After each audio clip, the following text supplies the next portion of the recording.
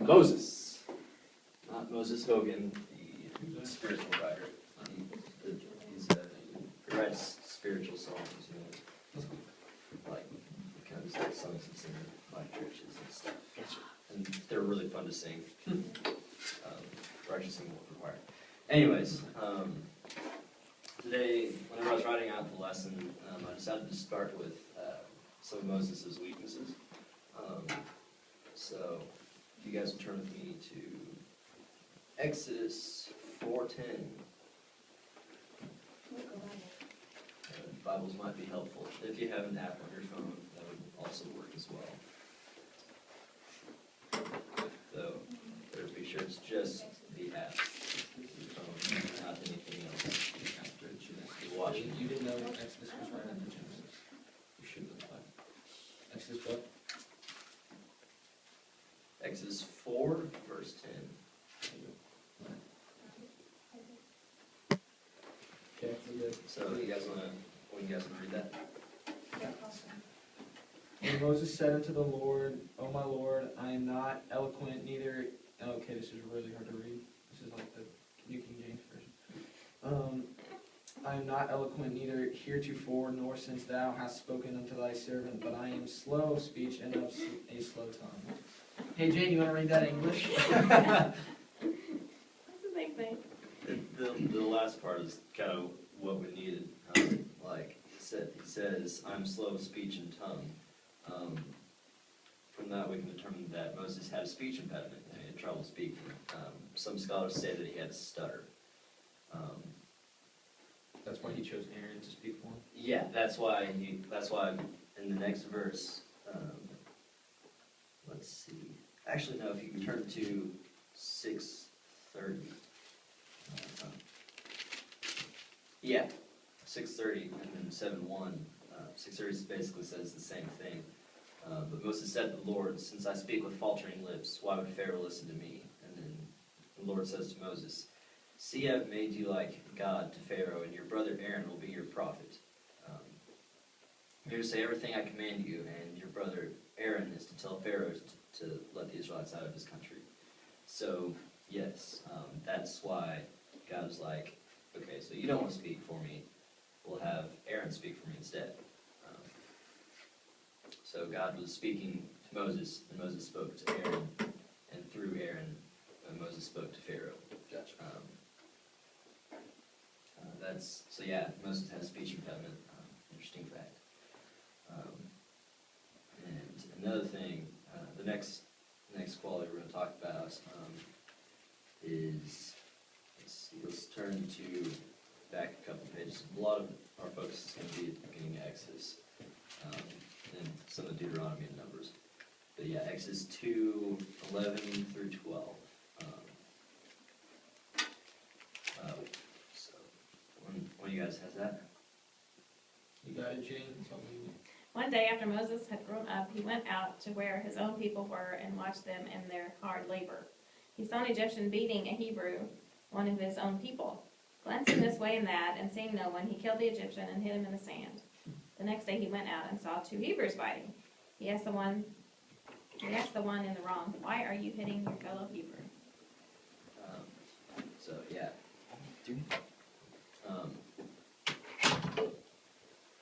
Yeah, so what do you guys think I'm going to talk about next? He had a temper. Yeah, we see that in Exodus 32 also, 32 verses 15 through 20. I just think this one's kind of funny. This is 32 verses 15 through 20. Yeah, you guys got Bibles or an app on your phone? Yeah, that'd be good. that's one. I'll be watching you if it's not just the Bible. You said Exodus what? Exodus 32 verses 15 through 20. I kind of want to read this because this is kind of funny. Well, kind of sad, but it's just a little, I think it's a little amusing. Verse 15, Moses turned and went down the mountain with the two tablets of the testimony in his hand, the Ten Commandments. They were inscribed on both sides, front and back. The tablets were the writing of God. The writing was the writing of God engraved on the tablets. When Joshua heard the noise of the people shouting, he said to Moses, "There is the sound of war in the camp." Moses replied, "It is not the sound of victory. It is not the sound of defeat. It is the sound of singing that I hear." So basically he's saying, I hear the sound of worship. Moses approached the camp and saw the calf and the dancing. His anger burned, and he threw the tablets out of his hand, breaking them to pieces at the foot of the mountain. He took the calf they had made and burned it in the fire, and then he ground it to powder and scattered it on the water and made the Israelites drink it. Gross. Yeah, it's kind of gross, but I just kind of think it's a little amusing that it's like, I'm mad. Hey guys, I'm going to crush this up. I'm going to put it in water. I'm going to make y'all drink it. So, yes, he had a little bit of a temper. But at the same time, Israelites turned away from God. So Moses had a right to be angry. Sorry. Hey guys, Get some more guys coming in here. come join us.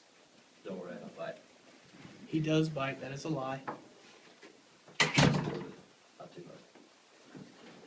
Yeah, if you guys have apps on your phones, you can use those. Just make sure it's just the Bible app.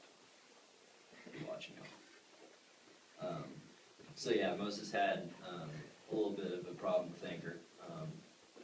And also, if you turn to Numbers, we're going to a different book entirely. Numbers 20, verse 7 through 12. Numbers what? Numbers 20, verse 7 through 12. This talks about when the Israelites were complaining to Moses about being thirsty and not having anything to drink. God tells Moses, okay, there's going to be a rock. I want you to speak to the rock. I want you, and water will flow from the rock. And Moses, probably a little bit tired of hearing the Israelites complain all the time, was like, no, I'm going to hit the rock as hard as I can. So he hits the rock with his staff twice, and the water does flow out. But in verse 12, someone wants to read that. Number 12. Verse 12, 20.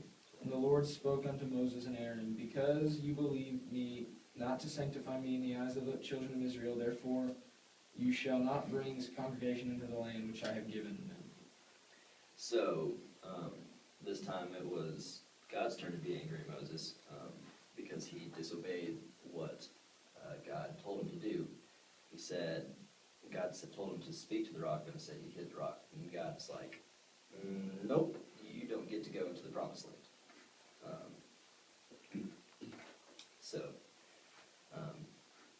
Yeah. So he had a speech impediment. He had a little bit of a problem with anger. So for those of you who came in a little late, talking about Moses, good talk. So now let's move on to some of Moses' strengths. Let's turn to Hebrews 11.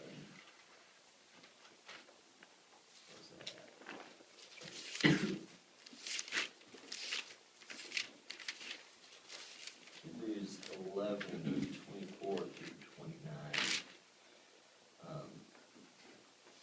And this passage is talking about how Moses was faithful, how he had refused to be known as the son of Pharaoh's daughter. Instead, he chose to be mistreated with the people of God. And that whenever he left Egypt, he didn't fear the king's anger. He persevered because he saw him who is invisible. When we go down to 29, it says that the faithful people passed through the Red Sea on dry land, but when the Egyptians tried to do so, they were drowned. You know, how would you like to be walking between two giant walls of water? Just water. It'd be slightly terrifying to me. But, you know, I mean, the Israelites walked through it on the faith and obedience of Moses, that God would keep his promise to keep them safe and deliver them from the Egyptians. Moses had great obedience to God. And there were times he messed up every now and then, as we saw in Numbers, that he struck the rock instead of just speaking to it. So, yeah, let's talk about another quality. Turn to Deuteronomy 1, verse 9. Not even in Deuteronomy.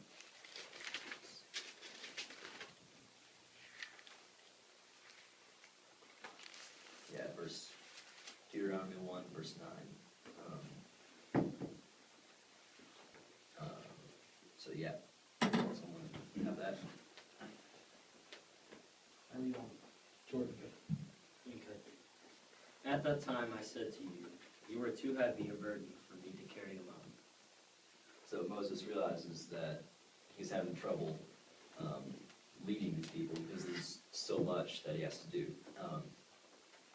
In verses 15 through 18, it talks about how he took so many men from different tribes and appointed them to be leaders of the tribes. So he spread out the leadership. He knew how to not deal with as much stress by kind of spreading out a little bit of the responsibility. So he knew a little bit about leadership and how to not go insane from the amount of responsibility being a leader of 12 tribes and a nation causes. Just like the president has a cabinet and Congress, Moses had tribe leaders to help spread leadership and help just kind of guide as well, bring different perspective on things. He also, just in Exodus through Deuteronomy, he shows that he led the Israelites through the desert, and they turned countless times away from God. They're complaining all the time.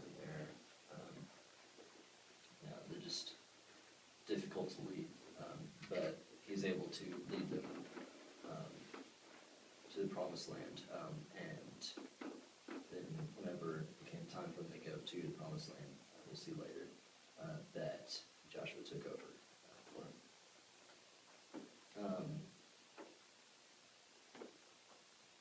Yeah. Let's see. Sorry. Yeah, so a little bit of Moses describing the Israelites here in verses 26 through 28. It says, "But you were unwilling to go up. You rebelled against the command of the Lord your God. You grumbled in your tents and said, 'The Lord hates us, so he brought us out of Egypt to deliver us into the hands of the Amorites to destroy us. Where can we go? Our brothers have made us lose heart. They say the people are stronger and taller than we are. The cities are large, with walls up to the sky. We even saw the Amalekites there.'" Sorry, it's a difficult word to pronounce. So yeah, Moses describes there how difficult it was to lead them, and how unwilling to do things they are, with complainers that they were. So yeah, that was leadership.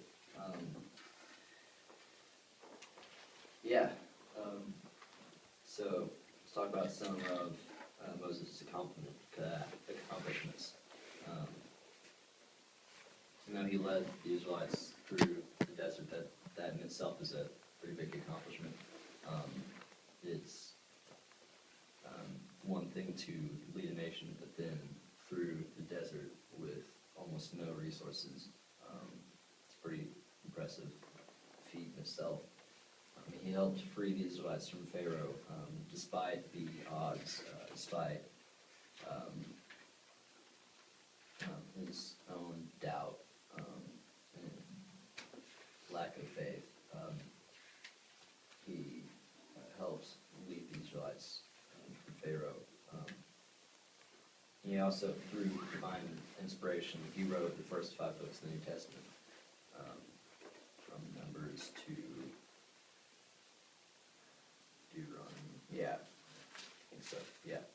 actually no, from Genesis to Deuteronomy, I bet. So, yeah. One thing, and then, so yeah, those are some of his accomplishments. Some of the failures that he had. He never made it to the promised land. And if you turn with me to Deuteronomy 34, verse 4 through 5, talks about how,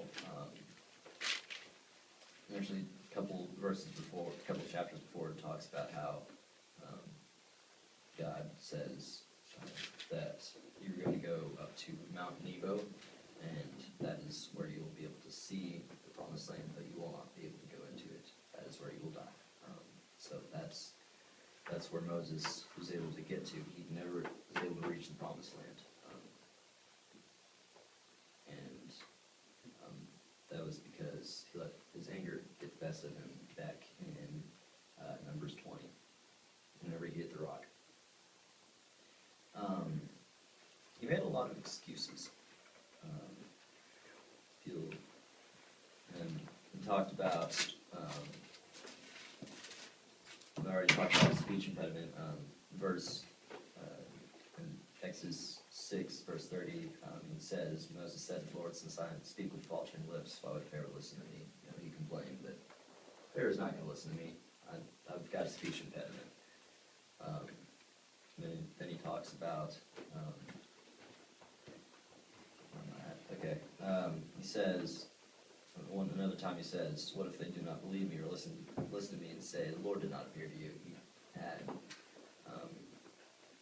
he thinks he has a lack of authority whenever he has God on his side.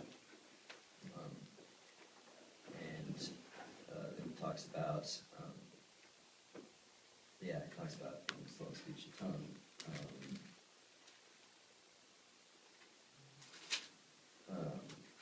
So, yeah, and then it says, who am I that I should go to Pharaoh and bring the Israelites out of Egypt?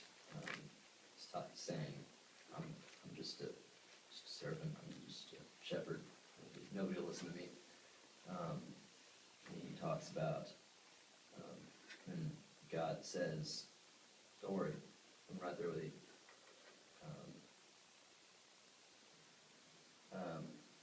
Moses still complains and makes excuses that, suppose I go to the Israelites and say to them, the God of your fathers has sent me to you, and they ask me, what is his name? And what shall I tell them?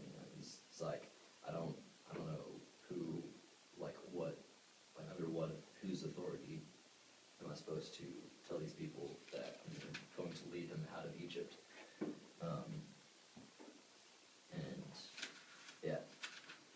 He had a little bit of a lack of faith in Exodus 5, verses 20 through 23. Somebody will look that up and read that for me. What is it? Exodus 5, verse 22 through 23. Sorry, I do a lot of skipping around. Exodus 5? Mm-hmm. And Moses returned unto the Lord and said, Lord, wherefore hast thou so evil entreated this people? Why is it that thou hast sent me? For since I came to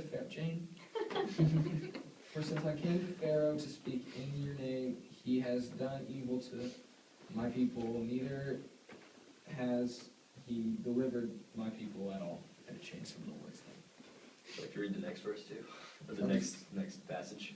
That was 22 and 23. Yeah, I know. But And we read chapter 6. next time I call him somebody to read, you like to read again. Just messing with you. He talks about that Moses had a lack of faith. He's like, okay, so God, your plan's not working. What's going on?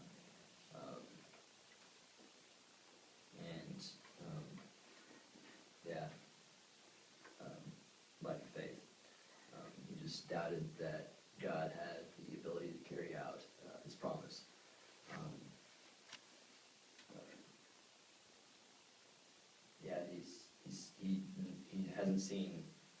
God and work yet. He says, ever since I went to Pharaoh to speak in your name, he has brought trouble upon this people, and you have not rescued your people at all. So he's not seeing God work in Israel, or in Pharaoh for that matter.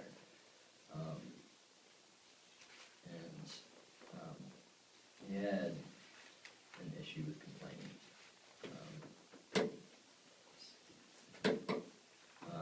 Yeah, kind of see that in some of the other things that we've been talking about, like, God, I can't go speak to Pharaoh. I've got a speech impediment. You know, I've got a stutter.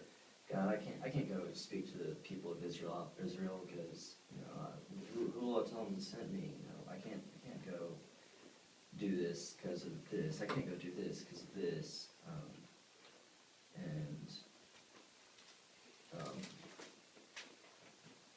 Let's see.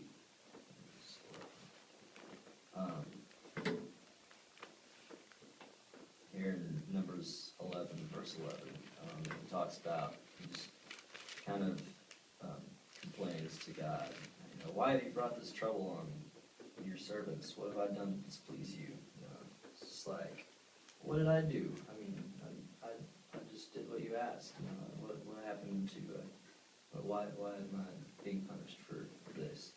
Because at that point, some of the stress of leadership has started to get to him.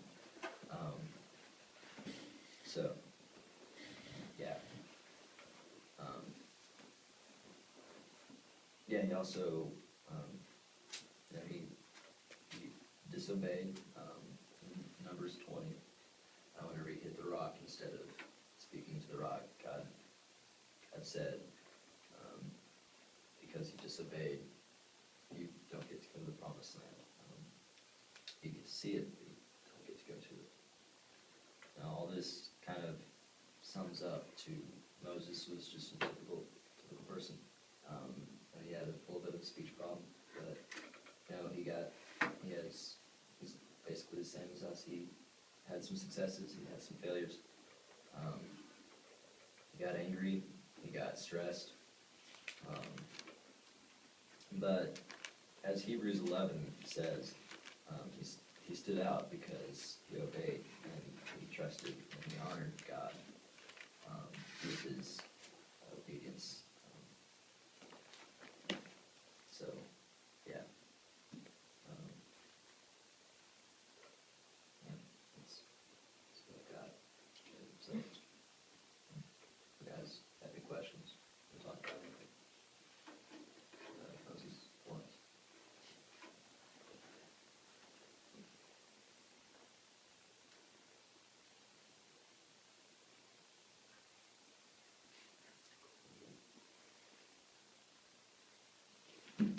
So,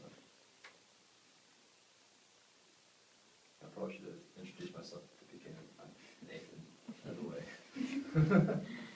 So, yeah. I guess that's all I got. So, I guess we'll close out in prayer.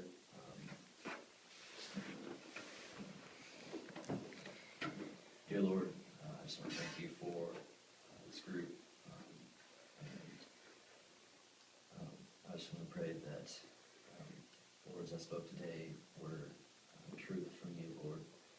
I pray that we're able to continue about our week and just know your presence, Lord.